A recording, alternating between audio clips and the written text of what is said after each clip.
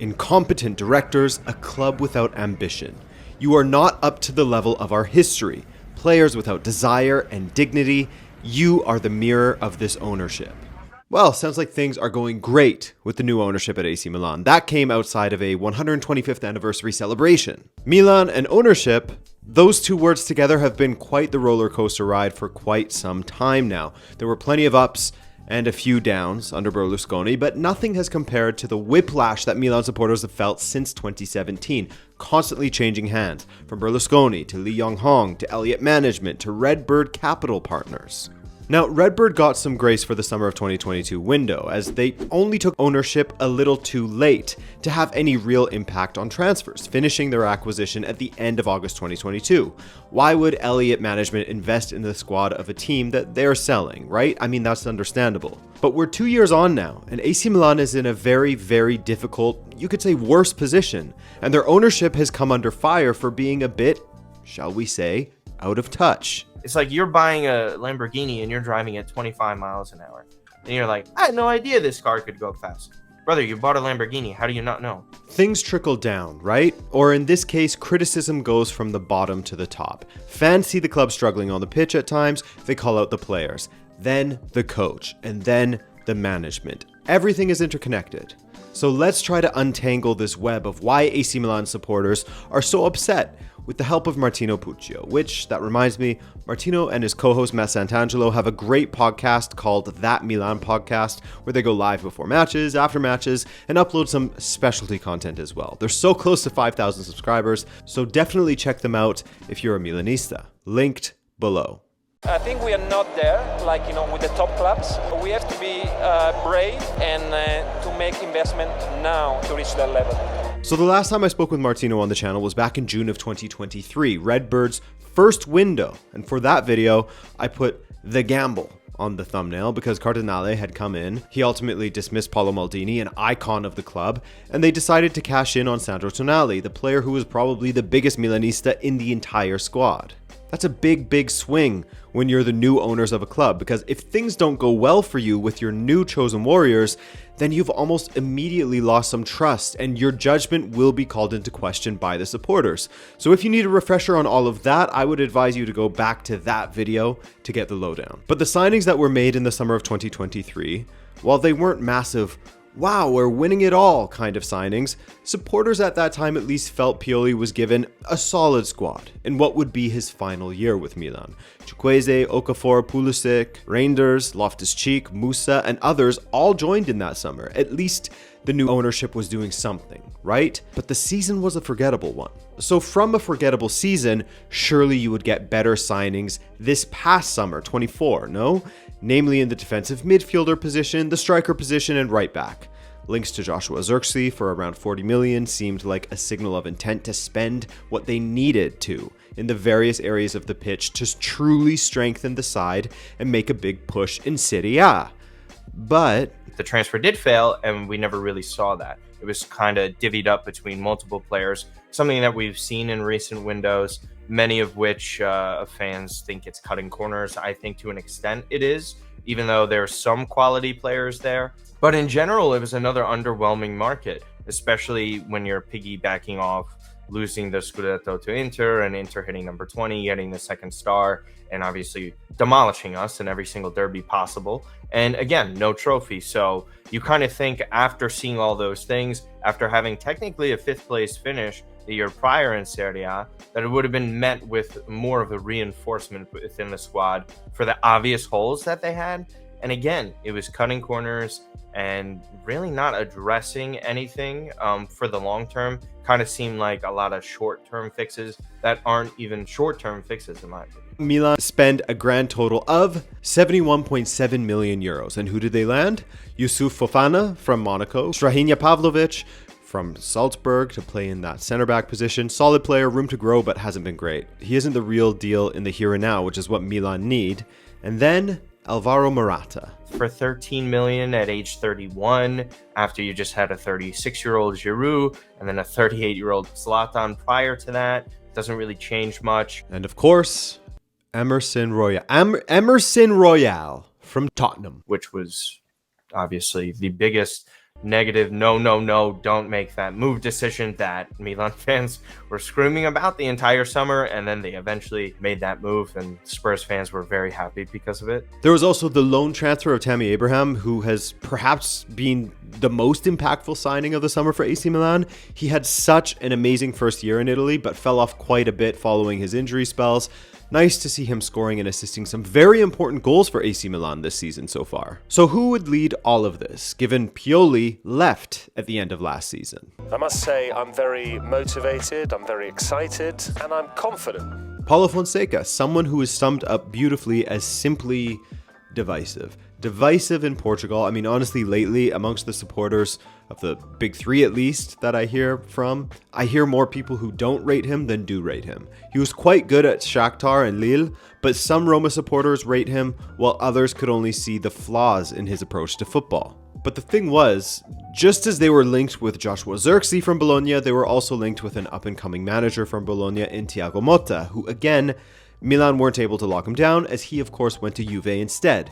Then there was Julen Lopetegui. That didn't happen either, for better or worse. And so Fonseca was brought in. It just felt like more of the same. This didn't feel like, oh, we have this young, hotshot, great manager in Serie A, where you're looking at Palladino or Thiago Motta, where, you know, Juventini got excited because of Motta's work with Bologna.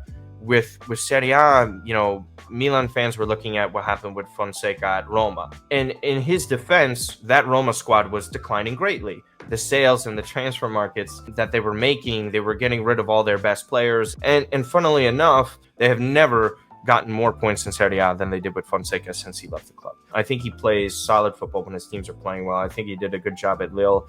But again, as you said, when he's being divisive in all these other countries and leagues, and he never really hit his stride and never won anything consistently, you kind of get a sense of like who's to blame there. So what have we seen from Fonseca as far as results? We've seen some incredible highs, such as AC Milan getting their first derby victory after a 6-match losing streak against Inter.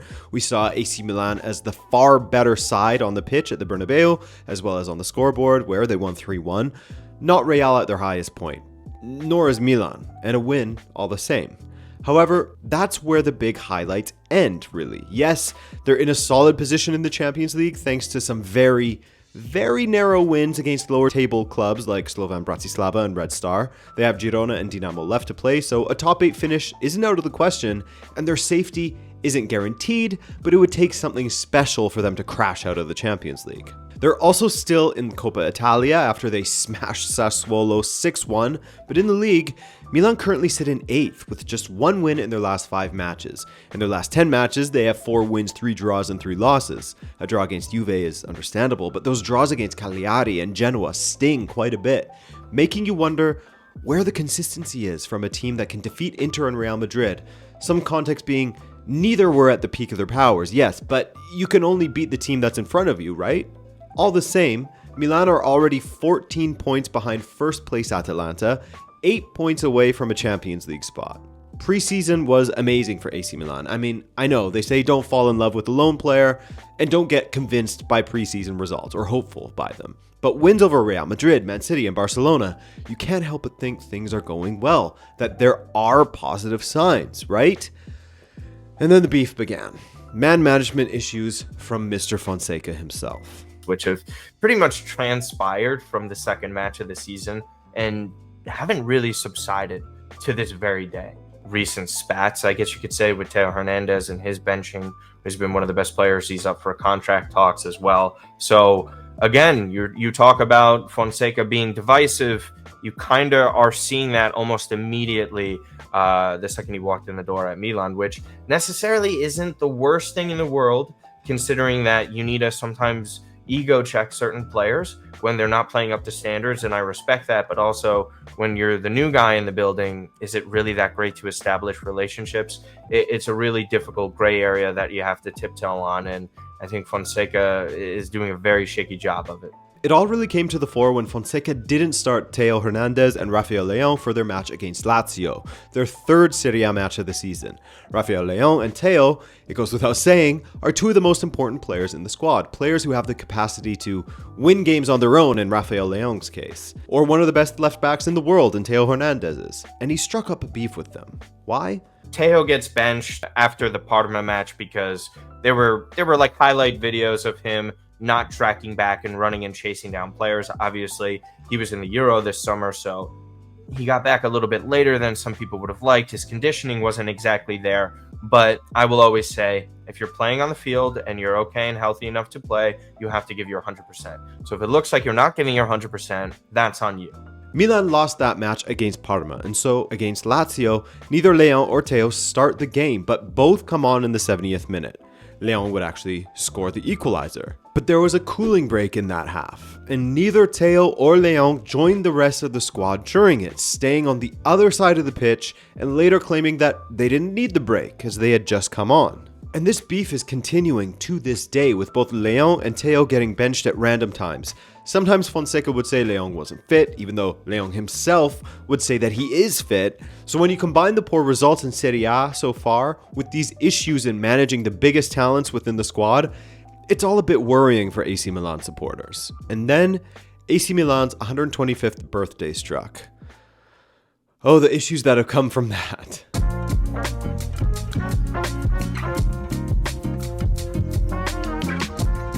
So AC Milan's 125th anniversary turned out to be a terrible birthday party. Not only did Milan struggle to a 0-0 draw against 13th place Genoa, but this was yet another match in which Teo Hernandez had been benched. He didn't even come on as a substitute in this one. And like I said in the intro, things trickle down, right? You have the players not performing, which is pinned on the coach. Some supporters would agree that the players aren't performing well enough. Some would point to the fact that Fonseca doesn't have a complete squad, that the midfield still needs work, that they bought yet another aging striker. There isn't a great option at right back. And whose fault is that? The board. And we finally saw the Curva Sud, the Ultras, make their feelings known.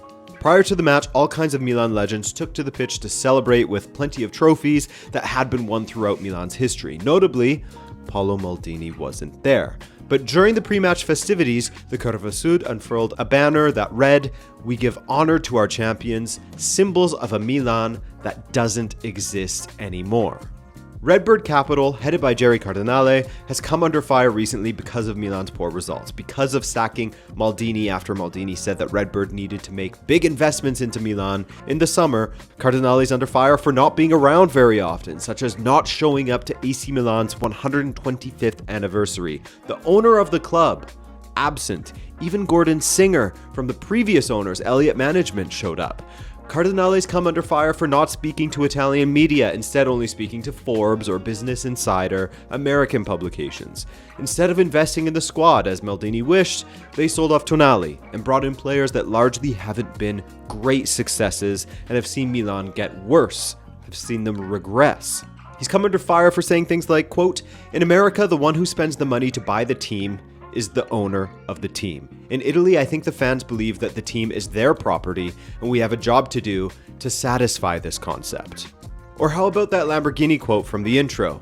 That was in relation to Cardinale as well. You can't be going on business conferences, pretty much the only place that you're addressing things, and saying, I didn't know the history of AC Milan. I had no idea they won all these trophies. Brother, even if that's true, why would you ever admit that? That already shows that you have no idea what you took over and what you bought, right? It's like you're buying a Lamborghini and you're driving at 25 miles an hour. And you're like, I had no idea this car could go fast. Brother, you bought a Lamborghini. How do you not know? How is this possible? That's the analogy that I always kind of use and a lot of fans use, because it's sort of like he doesn't understand. And a lot of the times that we've seen it in football, when you don't understand what you buy, it can be very tumultuous and it could spiral down quickly.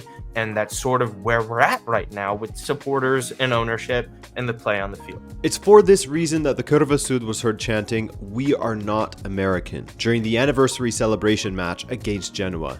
And if there's one final thing that ties it all together, one final own goal from Jerry Cardinale, it would be this. Well, first of all, functionally, we don't really know what Zlatan's job is. And when Zlatan himself was asked about it, he said, quote, "I am the boss and I am in charge. All the others work for me." Typically Zlatan answer, but not really helpful. Anyway, when Cardinale spoke of Zlatan's role... Here, let me grab the quote so I don't botch it. Here's what the quote was. "Who would know European football and AC Milan better than this guy?" And he's referring to Zlatan Ibrahimovic. The man who sacked Paolo Maldini said that. Does that not tell you everything? Because why would you ever say a quote like that, even regardless if Zlatan knows the club well and European football? You cannot say that when you literally sacked the guy that represents those things far better than Zlatan. A 5-time Champions League winner and the club's greatest ever icon that you fired over a difference of opinion, and you guys are worse off from it. That is why he is failing miserably right now. It's stuff like that. And when you don't show up to 125th anniversary, when you're sacking Maldini, when you're not investing like it should be after you're qualifying for the Champions League many years in a row, and you cut corners, you're going to have to deal with all the negative results across the board. So, yes, AC Milan have a problem, a big one. And it's not a quick fix either, as it all trickles down from the top. If Cardinale doesn't change his way of managing the club, of hiring the right people for the right jobs when it comes to recruitment, not cutting corners, and more, then it could get much worse than it already is. Thanks again to Martino for joining me. Check out his channel, linked below. And thank you for watching this video. I'm Adrian, and I'll see you guys soon. Take care.